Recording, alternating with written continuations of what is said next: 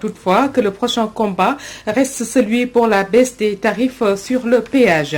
Pénurie de gaz butane dans les quartiers de Dakarois, déboussolés, les ménagères qui peinent à en trouver souffrent de martyrs. Une pénurie qui est due aux manifestations de ces derniers jours, leur cri du cœur dans ce journal. Inquiétude et désolation chez la famille Sey de Yeumbeul Nord. Un de ses membres d'un certain âge a perdu l'usage de ses membres après avoir reçu un vaccin anti-Covid-19. Ses proches dans la tourmente ne savent plus où donner de la tête. Seront au menu la page internationale et la revue de la presse de Ramatoulaye Sarr qui mettra un terme à cette édition qui démarre à l'instant.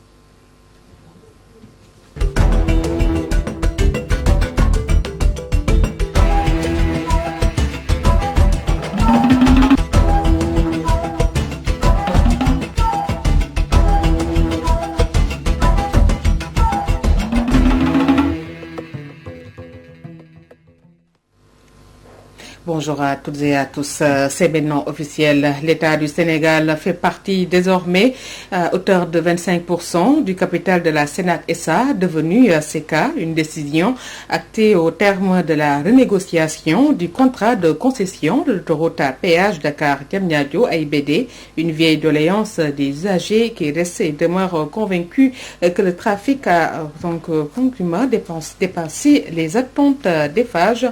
Nous allons suivre ce papier signé Safia Toussissé. Un élément qui n'est pas apparemment disponible, nous y reviendrons peut-être avant de fermer ce journal. Négociation du contrat de l'autoroute à péage. Le collectif des usagers de l'autoroute se réjouit en attendant d'avoir plus d'informations sur les clauses du nouveau contrat. Toutefois, Cheikh Omar Sy, coordonnateur du dit collectif, et ses camarades continuent d'exiger la baisse des tarifs du péage. Suivons Cheikh Omar Sy, le président du collectif, interrogé par Kokandong. Nous avons vu par voie de presse et entendu par voie de presse que ce contrat il y a un protocole qui a été signé entre l'État du Sénégal et la société FH-Sénac. Nous nous félicitons d'abord que le contrat puisse être révisé parce que quand on a commencé ce combat-là au début, on nous avait rétorqué que le contrat tel qu'il est débulé, il était impossible de le changer. On a vu qu'aujourd'hui, effectivement, que le contrat a subi des changements parce qu'il est trop déséquilibré et trop en faveur de la société FH-Sénac. Maintenant, on a vu que l'État du Sénégal va entrer dans le capital à hauteur de 25%. Que la taxe foncière qui était un scandale de 1000 francs est ramenée à 800 millions l'an et que c'est indexé au chiffre d'affaires, ça veut dire que ça peut aller plus de 1 milliard. L'État du Sénégal devient actionnaire en devenant actionnaire sous siège dans le conseil d'administration. Ça veut dire qu'elle aura plus de visibilité et de contrôle et de régulation sur ce que la société FHCK aura à faire. On a vu aussi sur les questions d'éclairage. Aujourd'hui, l'autoroute, je crois qu'ils vont l'éclairer jusqu'à Diamniadio ou à IBD. Ça a été aussi une de nos doléances. Reste à savoir maintenant les prix du tarif ne change pas pour l'heure parce qu'apparemment dans ce que j'ai lu, les tarifs ils sont maintenus au même prix. Il faut rappeler qu'il y avait déjà une baisse de 1000 francs. Parfois, nous, on avait exigé encore une meilleure baisse par rapport aux personnes qui ont été les plus touchées. De l'autre côté, comme on dit qu'il y a une renégociation, sur la table, la société FH-Sénac a demandé une rallonge de 5 ans sur l'exploitation de l'autoroute à péage. De ce fait, nous attendons d'être édifiés par les autorités. On attend le retour du ministère des Infrastructures ainsi que l'APIX pour discuter avec nous et voir quel est l'avantage aujourd'hui de ce contrat. Aujourd'hui, nous constatons qu'il y a quand même la société FH-Sénac a fait plus de 128% de bénéfices. Nous demandons aujourd'hui, dans le cadre de la gestion des flux, que l'on puisse entrer en entrant de prendre une carte et à la sortie de payer le nombre de kilomètres parce que vous voyez tout le bouchon que ça crée. Maintenant, dans ce cadre-là, je sais qu'il y a un cadre de suivi et de l'évaluation de tout le projet a été aussi adopté dans le cadre de convention-là. Il faudra que nous pourrions avoir plus de détails, que ce soit avec l'État du Sénégal et avec les autorités qui contractent pour savoir quels sont les tenants et les aboutissants de ce contrat. Série de manifestations violentes au Sénégal. Le ministre de la Pêche et de l'Économie maritime condamne et appelle les jeunes à la retenue et au calme. Alioune Ndoye, par ailleurs, maire de Dakar Plateau, a également demandé aux Sénégalais de faire confiance à la justice pour que l'affaire Ousmane Sonko Adji Sarr soit tirée au clair. Nous l'écoutons au micro de Théodore Semedo. Le président de la République a sans embâche déclaré avoir entendu les jeunes qui ont manifesté d'une rare colère et aux problèmes d'emploi. Aussi, nous, conseil municipal, la commune reste attachée à sa jeunesse, sur laquelle elle compte pour renforcer notre ambition commune sur les questions d'emploi des jeunes, après avoir indiqué une réorientation du budget vers plus de possibilités de financement. Nous saluons la prospective et nous soumettrons par les canaux appropriés les suggestions et contributions. Dans cette perspective, nous joignons notre voix à celle du président de la République pour que plus jamais ça. Le conseil municipal reste ouvert et tend une main fraternelle à chacune et à chacun des citoyens de la commune pour que nous travaillions à consolider la paix, gage des résultats que nous escomptons ensemble pour notre cité et le Sénégal tout entier. Les valeurs de paix et de solidarité qui ont fondé notre désir et vouloir de vie commune ont fait de notre beau pays un oasis où il fait bon vivre. Il me plaît de saluer et de louer l'exemplarité des populations de Dakar Plateau durant les moments difficiles d'agitation et de saccage que nous avons vécus sur l'ensemble du territoire. C'est pourquoi je regrette avec vous le saccage de l'hôtel communal dans la réponse au problème de la jeunesse. C'est ainsi que dans ce cadre, il convient de situer les 210 contrats 210 à durée indéterminée signés en février 2021. Le fait social considéré comme déclencheur des émeutes est certainement l'affaire opposant deux de nos concitoyens. Tous consentons, de quelque bord qu'on se situe, de laisser la justice suivre son cours et ce, dans le strict respect de la séparation des pouvoirs.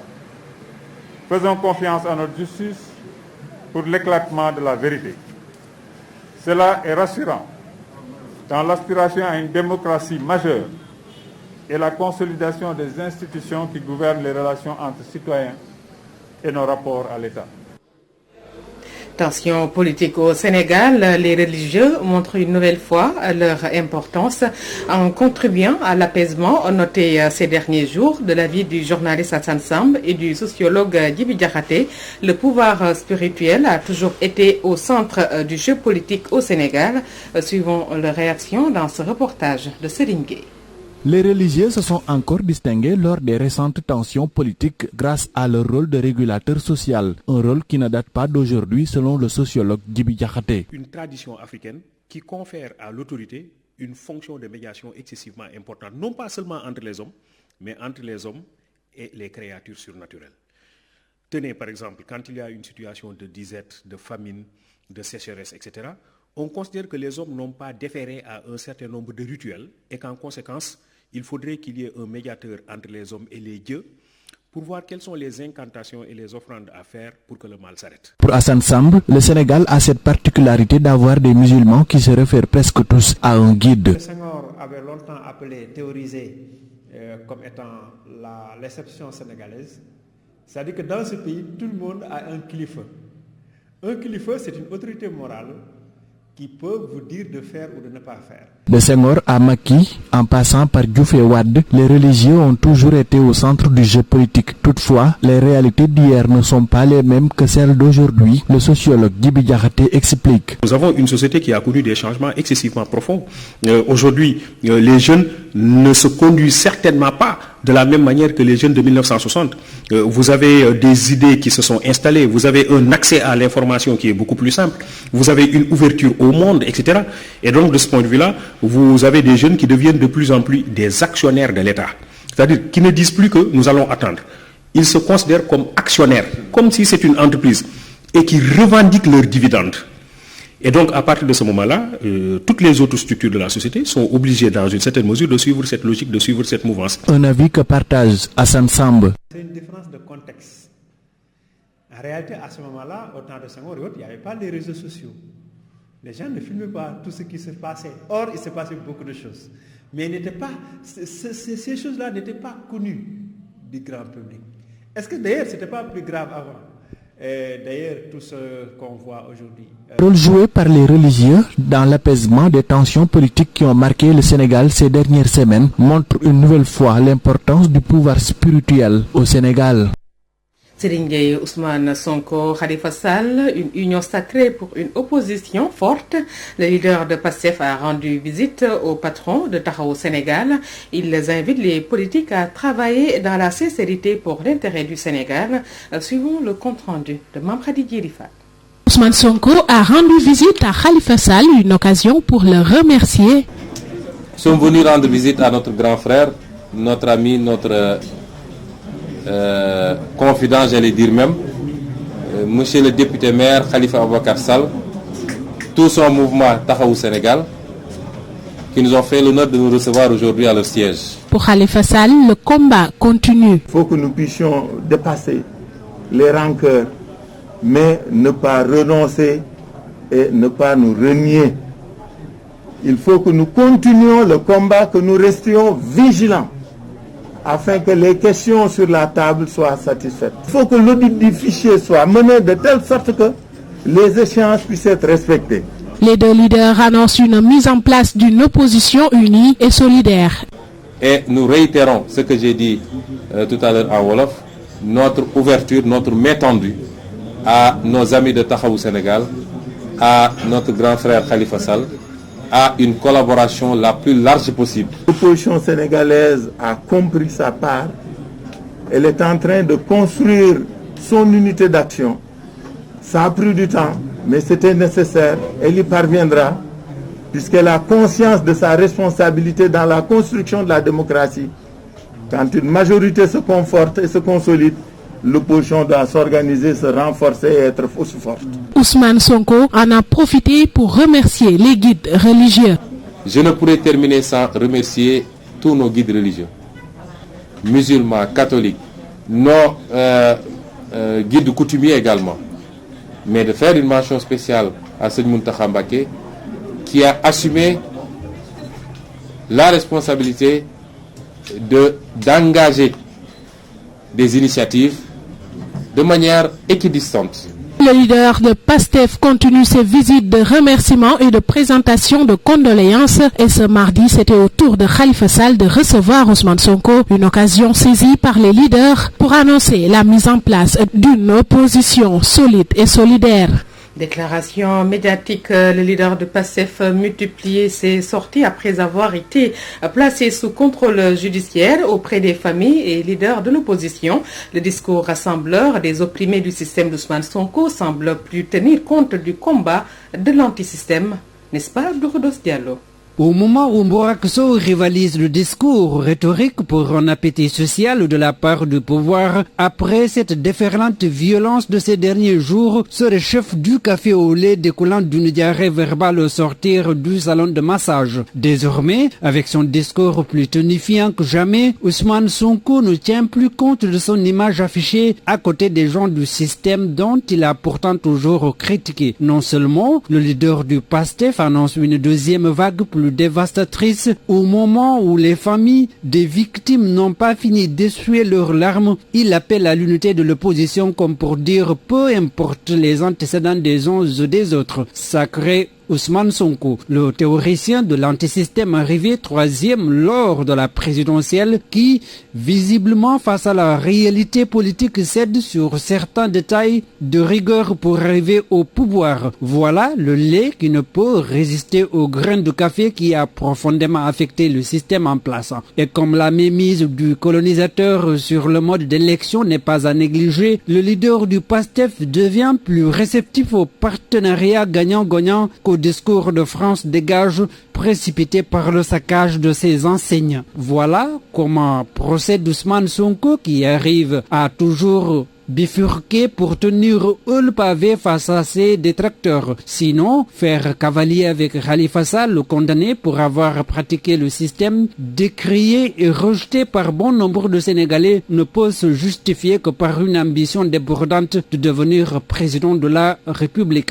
Bon, tant qu'il existera par le fait des lois et des mœurs, une damnation sociale créant artificiellement des enfers et compliquant la fatalité humaine, la dégradation de l'homme par le prolétariat et l'atrophie de l'enfant ne seront pas résolus, conclut Victor Hugo.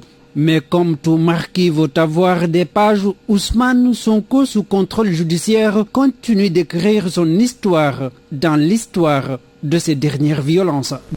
Abdourahdos Diallo, parlons, comme nous vous l'annoncions, de la pénurie du gaz en butane qui a refait surface depuis quelques jours dans certains quartiers de la capitale sénégalaise. Une situation que vit mal la population qui pense que cette pénurie est due aux manifestations de ces derniers jours.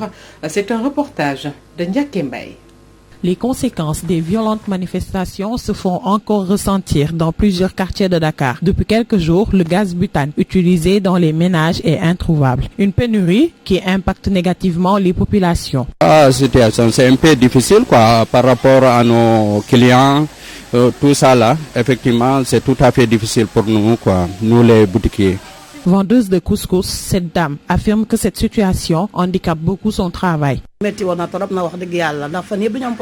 Comme vous le voyez, je suis vendeuse de couscous et tout mon travail se fait avec le gaz. Cette pénurie nous affecte beaucoup. Je suis obligée d'utiliser du charbon et ce n'est vraiment pas économique. La vie au Sénégal est dure, manquer de riz et de sucre et maintenant c'est le gaz. Les autorités doivent vraiment penser à nous.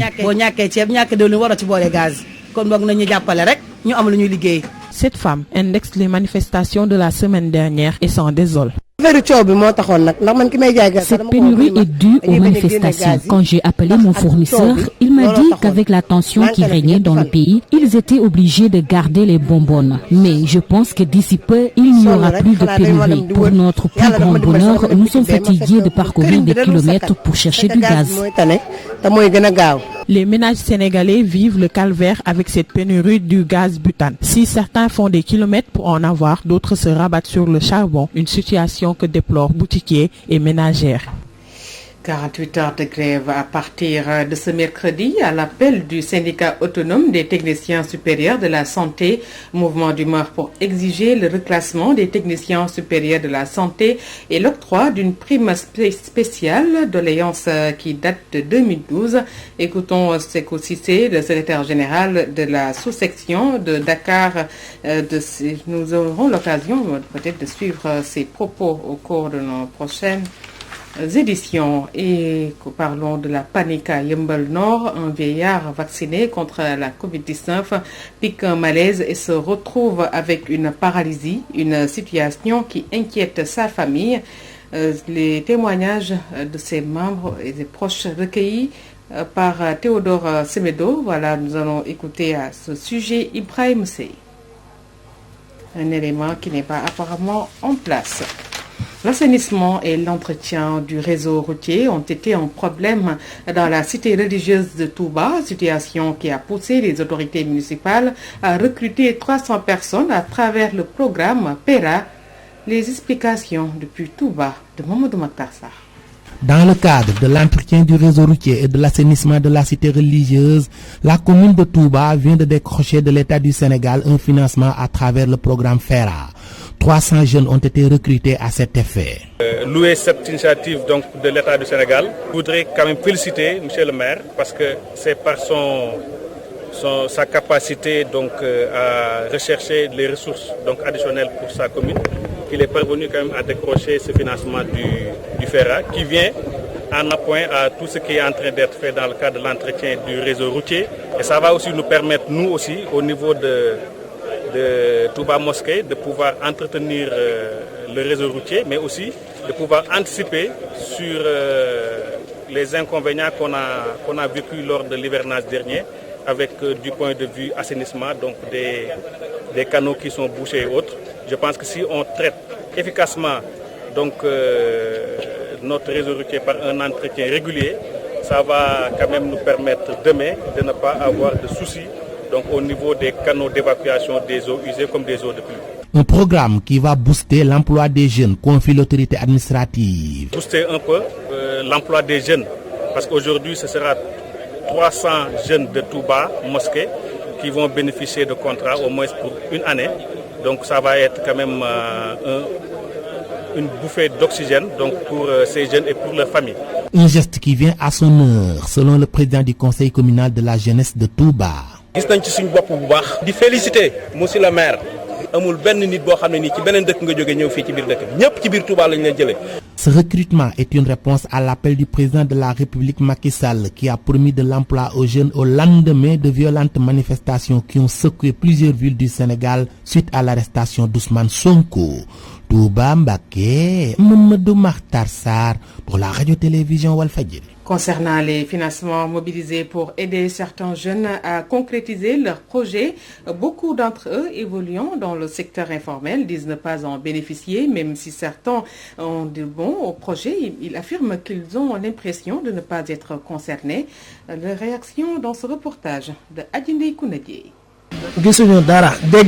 Cette réponse est unanime chez presque tous les acteurs du secteur informel concernant la question de l'accès au financement. Pour ce menuisier, rencontré devant son atelier, les jeunes ne doivent pas se baser sur l'appui de l'État. On n'est pas bénéficiaire et de toute façon, moi je ne dépends pas du gouvernement.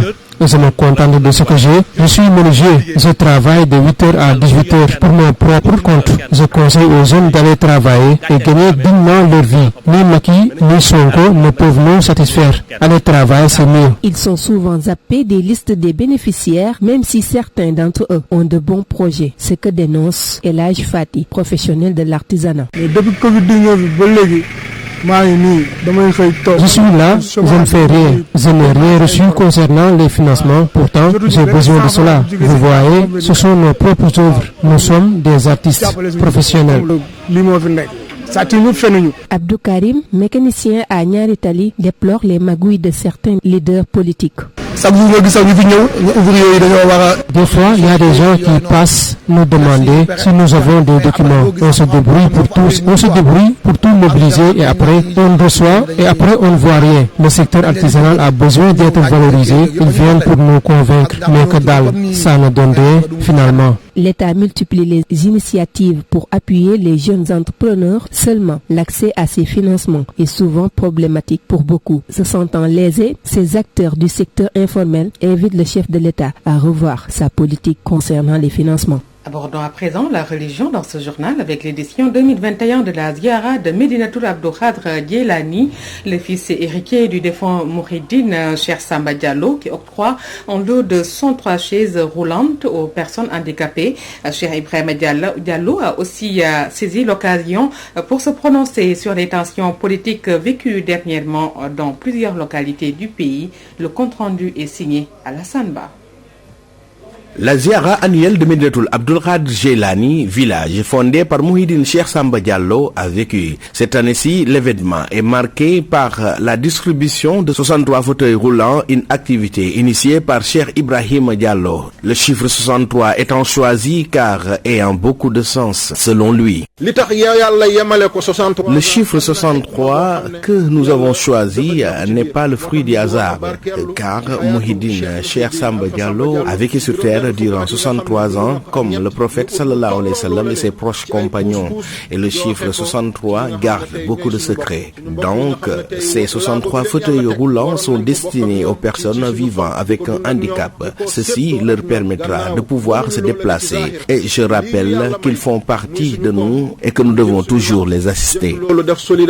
Le chef religieux s'est aussi prononcé sur les événements malheureux qui se sont déroulés dans le pays les jours passés et déplore le recul de la démocratie dans notre pays qui était cité en exemple dans le bon sens. On avait noté que notre pays avait une démocratie mûre et nous étions même cités en bon exemple dans le monde. Mais ce qui s'est passé montre que la dictature est en train de prendre de l'ampleur avec l'instrumentalisation du levier judiciaire. C'est anormal. Il a profité de l'occasion pour demander aux autorités étatiques d'aider les populations qui sont fatiguées. En attestent les pillages notés dans les émeutes. Tous ces citoyens qui sont sortis à l'épied dans les grandes surfaces montrent qu'ils ont faim. Ils n'ont pas demandé à avoir des milliards de l'or ou du pétrole. Non, ils sautent sur les vivres pour satisfaire leur famine. Je demande aux autorités de bien veiller sur ces personnes qui ne savent plus comment calmer leur mécontentement. Cette édition marquant la première célébration après le décès de Mouhidine Cheikh Samba Diallo dans son Médinatoul Abdoul Khadir Jeylani est très riche en enseignements. Médinatoul Abdoul Khadir Jeylani, Al-Hassan Ba, Yagissé, Walfadjri. Parlons du cri du cœur de ces migrants sénégalais détenus dans un camp aux îles Canaries depuis 4 mois pour certains et 8 pour d'autres. Beaucoup d'entre eux souffrent de maladies graves et restent sans nouvelles ni de leurs proches ni des autorités consulaires. Suivant le porte-parole Samba Cissé, il s'est confié à Safiatou Cissé.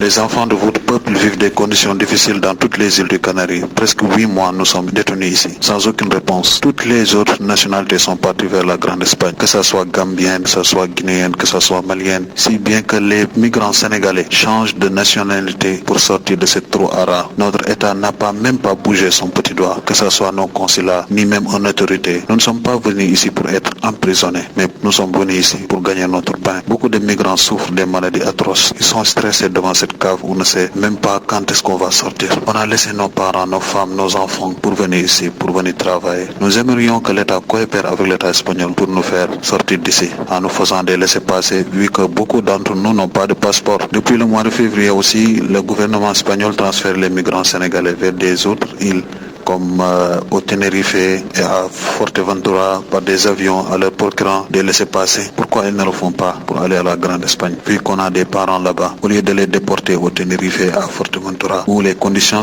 climatiques sont difficiles là-bas. Nous exigeons que l'État réagisse sur la situation des Sénégalais dans toutes les îles du Canaries et nous espérons une réponse favorable face à cette demande. Les femmes de la Poste réclament le règlement définitif de la dette de l'État au titre de créance pour le paiement des bourses